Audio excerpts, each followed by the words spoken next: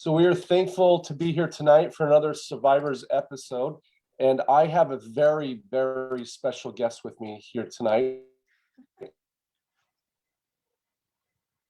But why Susan's so special to me, not because she's amazing, but she's actually my identical twin brother's mother-in-law. Throughout my life, I have had an amazing opportunity to have a mother-in-law, and my twin brother have a mother-in-law. But both our mother-in-laws are extremely special because of the men they married. And my twin brother told me one of his biggest heroes in his life was his father-in-law. And he told him that he wanted to be like him. And we have an opportunity to hear from his adorable wife and about the life of her husband. A little bit about Susan.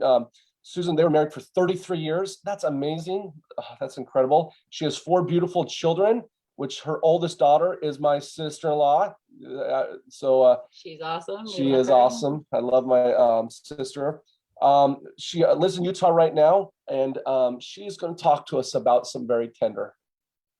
And it's about her undying love for her husband that we call JayBoy. So Susan, tell us why you're a survivor.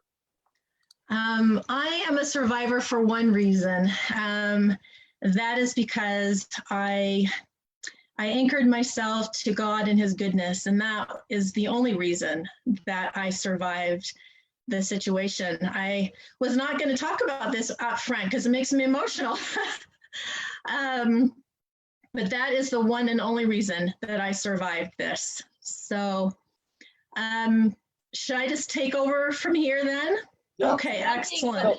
One thing real fast I just wanted to say was she described her husband as the love of her life. And as many of you have lost children, there are many of you out there that have lost a spouse or a loved one that is really close to you. And as I was connecting with her, I loved hearing her insight over 6 years. It's been 6 years since she passed away from cancer. And so I just really want you all to just take a second and just hear her heartwarming, like what she's learned in these 6 years. So thank you, Susan. Yes, you can go about just telling the story of your JayBoy. Thank you. And I'm going to say Jay and I have almost been married 40 years because even though he's not here with us, he's with me, and I am grateful for that. I take the 40 years and claim them as mine. So I'm very grateful to be here and to be able to talk about one of my favorite subjects, and that is Jay. And anyway, I want to start off first of all by saying, for those of you who have lost loved ones, I am sorry for your loss. And I'm sorry for your pain. Because I know it's a difficult road that you find yourself on. But I'm here to tell you, you will make it, and you're doing a good job.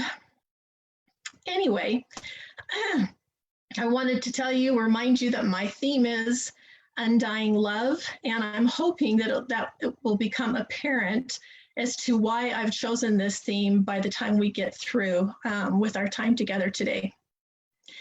I'd like to introduce my JayBoy to you because he never was one that wanted to be known as the one or just as the one with cancer or the cancer patient. He wanted to be known as Jay. He wanted to be known as JayBoy. And for people to remember him for that and not because he had cancer. So in honor of him, I would like to just say a few things about him, just how special he is. Anyway, he was a man that was very kind and gentle, and yet very strong and very determined.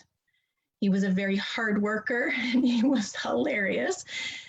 We laughed a lot. Truthfully, I don't even know if he was that funny or if it was just that I loved him so much that he tickled my fancy, but he made me laugh a lot, which it makes a life just so glorious. The people that knew him loved and trusted him, which is a huge legacy. He was deeply committed to his family, to me, to those friends and community members that he loved so much. He was committed to God. He was committed to striving to do good and serve. He was such a server. He was a man of deep integrity. And I'd like to just share one little quick experience about this deep integrity that he has. Many years ago, after we had first been married for maybe a year or two, we had our ritual or our routine like everybody else prior to going to bed, you know, brush your teeth, wash your face, whatever, which we had done. And at the end of that, he would go on his side of the bed and I would go on my side of the bed, and we'd kneel down and we'd have our own personal prayers at that time. Well, this particular night, for some reason, as I had gotten done early and I was crawling into bed, I glanced up and I saw his silhouette in the moonlight that was streaming through the window. And it was such a beautiful visual. There he was, this strong man, kneeling on his knees with his arms outstretched, bracing himself on the bed, with his back straight and his eyes looking to heaven and his face gleaming. He was having a conversation with God. And I just sat there mesmerized by the humility and the power of this visual. And without Jay knowing, for many years, from that time on, many times I watched him pray, because it brought me so much joy to see the beauty in that offering that he displayed. There were so many things I loved watching JayBoy do. Whenever we get in the car, he would start playing the drums on the steering wheel, along with whatever music happened to be playing at the time, and singing. And that brings me such joy to think back. I can still hear him singing. I can still see him playing the drums on the steering wheel. I loved watching him be a leader. I loved watching him be a dad. One thing that he did, I'm going to flip this little story in that I thought was so good too. Early in our marriage, actually we probably had been married maybe 10 years, he relayed this experience to me, and he said, I've been praying about you and the kids, trying to figure out what I can do to best serve you and be a better dad or husband. And I'm just going to share what he learned about me. He said, for you, I've learned that I need to support you in whatever you think is important. And being the man that he was, is, the integrity that he showed, not only to gain that information, but he did exactly that, support me throughout my entire life his entire life with everything that was important to me. Many of us would get that information, we'd do it for a little while, and then it would just go away, but not Jay. If Jay found something that was going to contribute to the people he loved or make somebody's life better, he would stay with it. He was somebody, we called him anal. He was just determined to do the things that he felt like he should do. And I think that story is very reflective of who he is. Now you know just a little bit about my JayBoy, and you can see why I love him so much. But now I'd like to take you through just a very abbreviated journey of our cancer experience.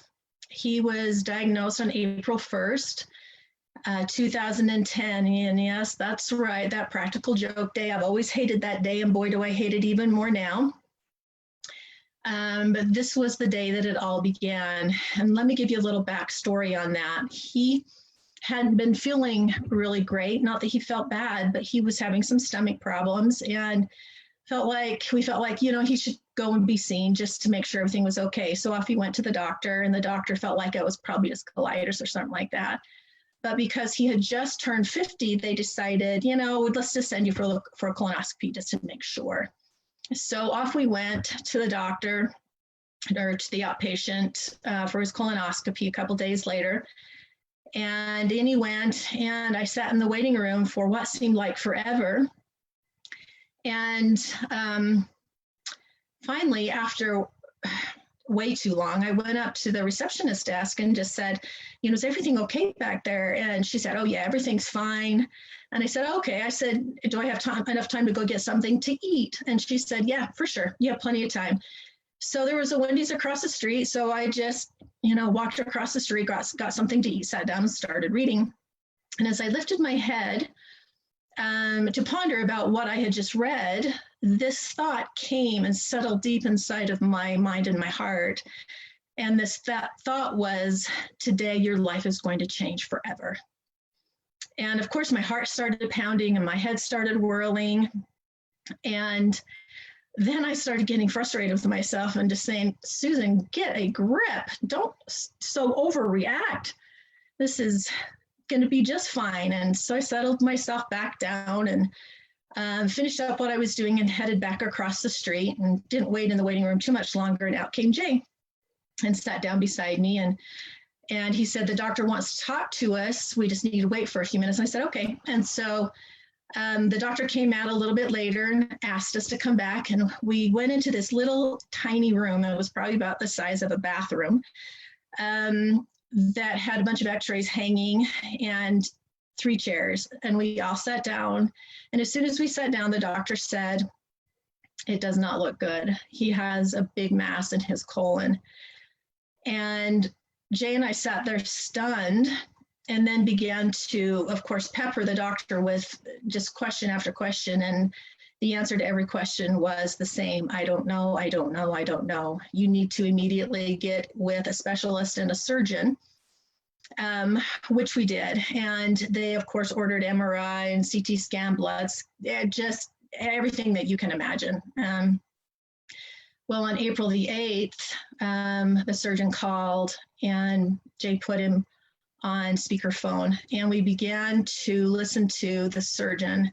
And he said, the cancer is in his colon, and it's in his liver,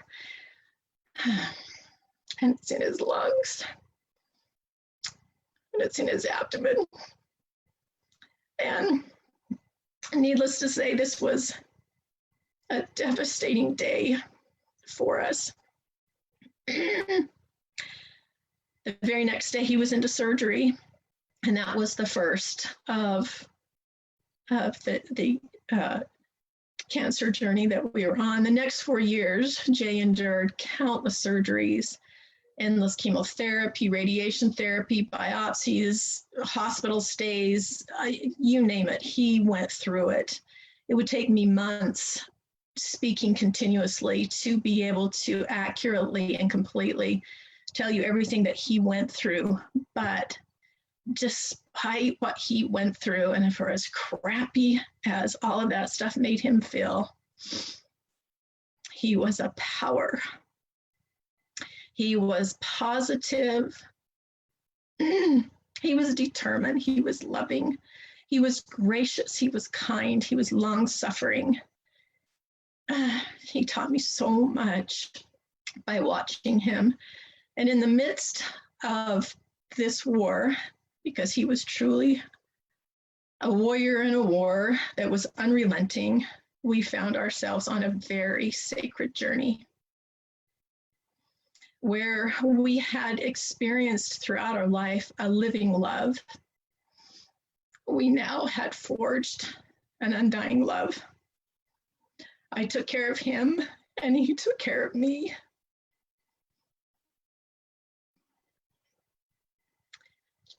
Jumping ahead 4 years,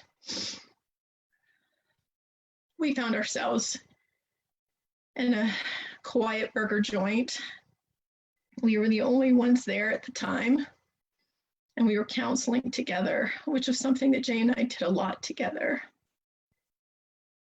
The treatments were no longer taking care of the cancer, and in fact, they weren't doing anything.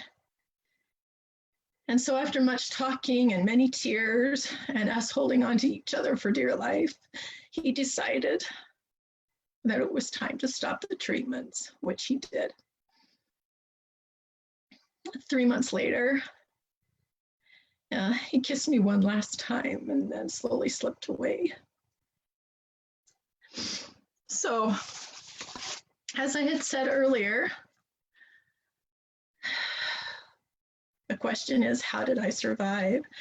I survived for one reason, and that reason was because I anchored myself, my heart and my soul to God and his goodness, for there was no other way through the darkness, through the loneliness, through the pain, through the loss, through the sorrow, only with him as my guide and my strength.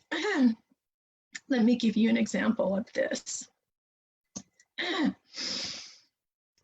In Isaiah 61, the Savior outlines his mission, basically, is what it is, what he'll do when he comes. And I'm just going to go over 5 lines. This is something that had such a powerful impact upon me, and still does today, that it's worth noting. He says that he's come to comfort all that mourn.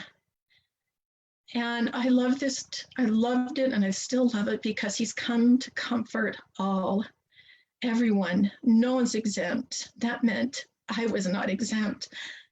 He was going to comfort me too. And I knew that this was right, because he had given me comfort so many times in the past that I knew he was faithful and that he would do this.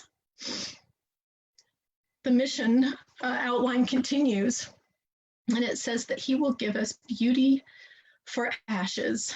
And ashes is the same as dust, dust being the lowest thing on the earth, and trampled upon on top of that, which is exactly where I felt like my heart was. And yet he had made it his mission to come and take my dust and make it beautiful again. He even adds to that, then he says that he'll give us oil of joy for mourning. And I was mourning.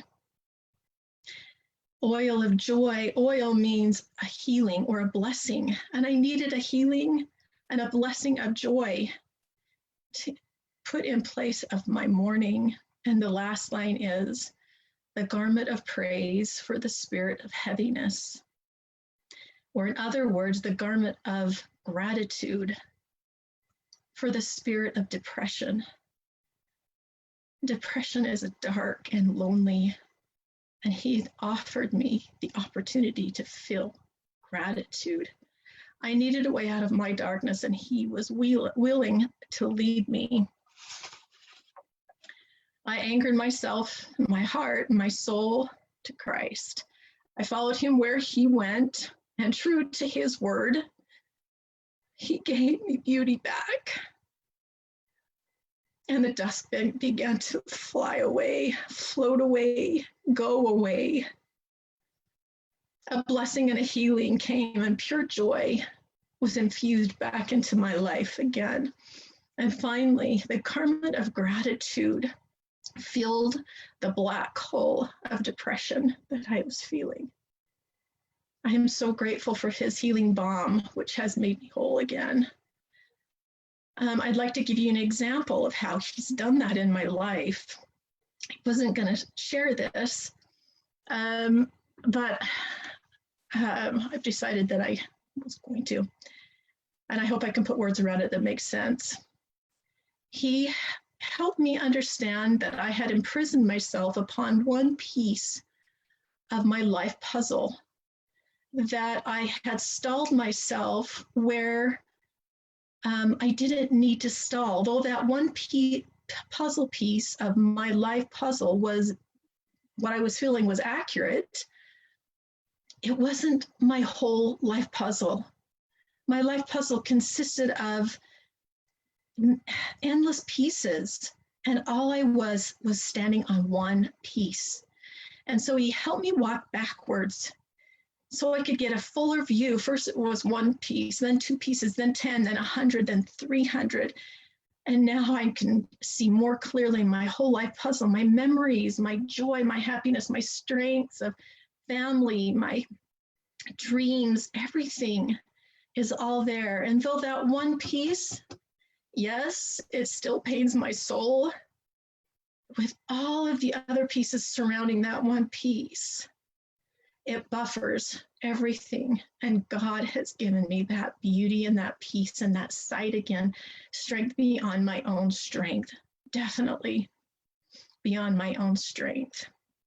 Now, there's two practical things that I wanted to share with you that really made a difference for me. And it may or may not make a difference for you, but it did for me. So I thought I'd share it with you. And that is, behind here, you'll see this Advent. And it's, let me grab,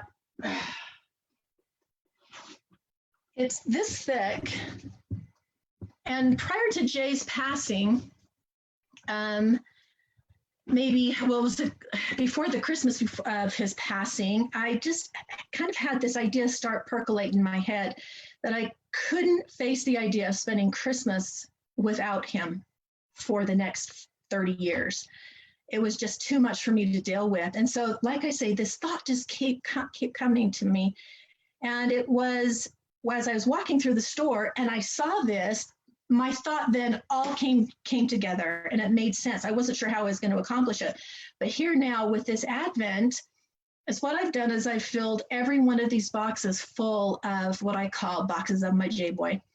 And it has his watch and it has pictures of him and it has his money clip and it has his suspenders. It has, everything that is just him.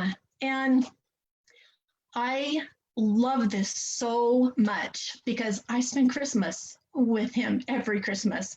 And every day I get to open up a little piece of my JayBoy. And this number 9, I grabbed it because it's my favorite one. And the reason why it's my favorite one is because it's his loofah. And it smells like him.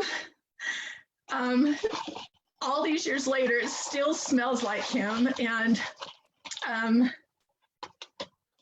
it's as if he's with me. It's just glorious. The second thing that I've done that brought me so much joy and healing is as the first Christmas prior to his first Christmas after his death, I was thinking, I was so bummed for like a month. I was thinking, I'll never buy him another Christmas present the rest of my life. And I loved buying him Christmas presents so much. And so anyway, what I decided is, just a second, this is bugging me. There we go. It was really bugging me. And so anyway, what I decided to do is that I decided I was going to buy him a Christmas present every single year. And this Christmas present every single year, and then I would write a little letter, and then I'd put it in this. So eventually I'll have 24, and then I'll start back up at 1 again. Well, just to give you an idea of what I'm talking about, the first year I bought him a little heart. I don't know if you can see that. And I gave him my whole heart. And then to be able to write my thoughts and my feelings and my heart to him was so fulfilling. And then to be able to go back year after year and re-experience these gifts and words and shared love has just been a glorious, glorious thing. So I survived, and I'm happy, and I'm whole, and I'm good because of anchoring myself to God and the things that he's brought to my mind and to my heart that has given me fulfillment and joy and peace and happiness. So hopefully that answers your question, Shannon and Josh. Is there anything that you would like to ask? Oh my gosh, Susan, I am so touched by your story. Sometimes we, we think that we know people's stories, but when you get down to the nitty gritty, you find out so much more of the love that was possessed with you and your husband. And it's really touching. And you really touched me tonight too, just like knowing the little things that you've done to remember him. And I can tell just from your vibe that you are close to Jay and that he's with you constantly every day. And I think that's something for myself that I want to do better, is like, just know that my little Layla's there with me, every day. I do have a question though for you. So you know how you're talking about depression? I think a lot of people do go down that road, and it's a really hard thing not to do. And I went down that road just for a very small amount of time. But what is something that you can tell people that maybe are going down that road or seeing themselves go down that depression road? Or currently in it right now? Yeah, what's something you can say helped you on a daily basis, or just waking up and doing something different than what you normally do? That's a really good question. I think that for me, living an intentional life rather than just waking up and going autopilot is having intention, so that it's a purposeful life. And what a purposeful life or an intentional life is for me is making sure, and joyful life, I should say, is making sure that I'm connecting with hearts. To me, that's true love, connecting with other people's hearts, no matter what they're going through, whether they're happy or sad, it doesn't make a difference, but making sure that I'm striving to connect with hearts every single day. So with your children, what's something that you do with your children to keep their dad alive?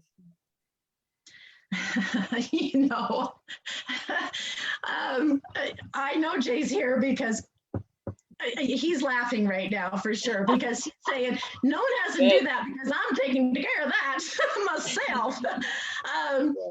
He's very good at keeping himself alive.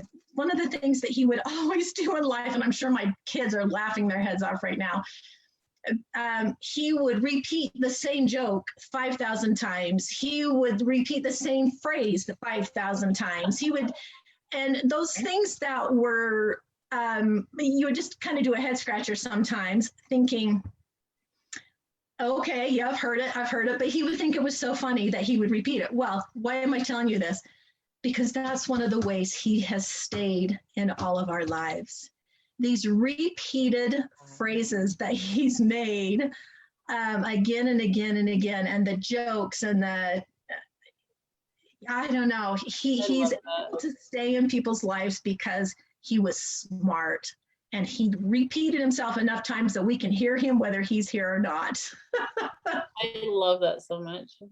So with that said, I'm thinking of my own self, of times in my own life when, I kind of feel sad or going through this stage of, I miss the very one I love. What have you've talked a little bit about this, but when you say connecting with people, what do you mean by that? Are you talking about like you purposely get involved in like some type of service, or what is it someone can do that is in the heat of this? Because I talk to people all the time, they just say, it's too hard for me to move forward right now. And from someone that's gone through what you've gone through and I don't want to say come out on the other side, but like you really have, you're a person that can talk about this now and bring hope. A lot of people think they can never get to that again. So what are the baby steps they can do today? When you talk about connection, what does that mean on a baby step process? What does that imply? I'll tell you what Jay would say first, and then I'll tell you something that I would say. When Jay was going through, he went through some very, very difficult layoffs. And when he had not had too many, he was a very up person. He did not have too many down days, but he went through a very small little depression. And when he went through this, he found his answer was, I need to be involved with service. That was the definition of his survival. I need to be involved in service. And he would, anything he could do. And one of the things was that he went in and painted one of our neighbors' basements, and they thought oh, thanks, Jay. You're just the greatest guy ever. And Jay was like, thank you for letting me be here to do this because it's saving my life. It was a win-win for sure, as he truly laid his heart out and painted, but gave his soul as well. And I would say for me, the hands-on, I love that. I think that is so awesome. But to connect with people through conversation and connect to people through hugs, to connect with people through sincere, deep love, that speaks more my language. And maybe because that's what I needed, perhaps, I'm not sure, because I could never think of anything. Oh, I didn't know what people could do for me. I really didn't, but a hug made a difference. And I'm praying for you made a difference. And hey, I'm thinking about you made a difference. And so then that's what I wanted to do then, is to be that type of liaison between. So I hate to use the word service for a relationship because that seems one-sided, and I do not want that thought process there. I was looking for sincere relationships. I'm looking for sincere relationships to contribute to. I think going through this kind of loss too really makes your relationships with others not surface anymore. It's not a surface relationship. It's almost like you dig deeper for that relationship that you need. Where, like with me and you, we had barely met. We cried for like an hour together, you know, because we were able to relate and mourn with each other. And you totally soothed my husband after he lost Layla. You knew the words to say, and you just showed up and you talked about her. And I think that's one of the biggest things that I struggled with before, was not knowing what to do and maybe feeling like I'd hurt someone. I think the biggest thing we've all learned is just show up, do something. It can be small, it can be big, but just do something. Don't just sit back and watch it, right? And as we come to, it'll be a year in a few weeks that our daughter passed away. And me and my wife think about this, and it's emotional, obviously. But from your perspective, where you're at, what can people do when they have lost someone, a spouse? Because people have always asked us, like, Josh, Shannon, what can we do? And you know what? At that moment, we really didn't know. But looking back, we have a perspective, right? And obviously that's going to change. But from your perspective of these years that you've gone, what can someone do to help someone that's lost? From your perspective, that you see is the best to connect and reach out to someone during this process? A great question, a really great question. Some people are very private mourners, and some people are not. And so it's difficult to answer that on a general basis. But what my answer would be, whether people are private or whether they are not private in their mourning, if you are sincere in your effort to want to ease their pain through love, you will show them one little baby step at a time, because you're striving to take care of them, not take care of soothing something in yourself. And what I mean by that is it's not a one and done. If you're really in it to help, you leave a little flower at the door. A week later, you give a little text. A week later, you might see them and give them a hug. You know, it's not a one and done. These types of things, for those of us who mourn, the funeral's going to be over for everybody else and their lives have moved on. But for true supporters, they're with us until we make it through the other side. Right. Which I've had many people that have contributed to my well-being beyond. I'm just so grateful for my family and for my non-blood family that have stuck with me in this time. I mean, Jay's brothers and mother and my mom and dad and my siblings and, you know, my children like crazy, and my grandbabies, you know, my friends, my dear friends, Yeah, it's not a one and done.